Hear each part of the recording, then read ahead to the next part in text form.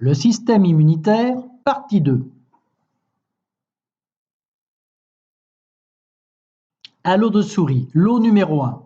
Injection de bacilles diphtériques. La plupart des souris meurent.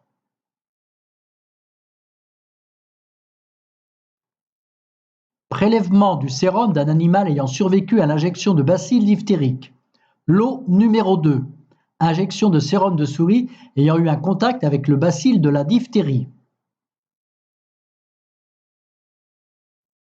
Injection de bacilles diphtériques.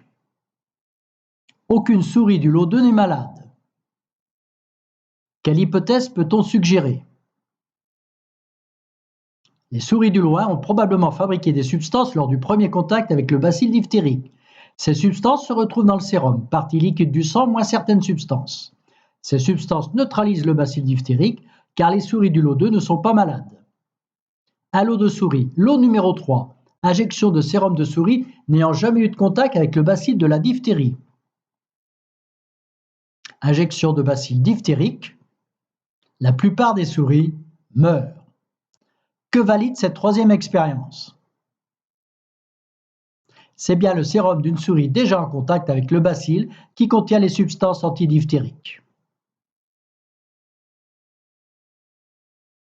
Prélèvement de sérum d'un animal ayant survécu à l'injection de bacilles diphtériques. Injection du sérum d'un animal ayant survécu au bacille diphtérique à un quatrième lot de souris, lot numéro 4. Injection de bacilles tétaniques. La plupart des souris meurent.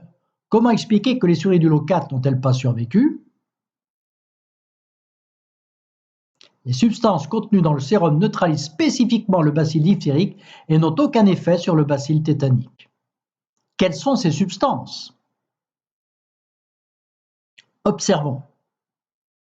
Protéines appelées anticorps, antigènes. Les substances contenues dans le sérum sont appelées anticorps. Les éléments qui sont reconnus comme étrangers par l'organisme et qui déclenchent une réaction immunitaire sont appelés antigènes.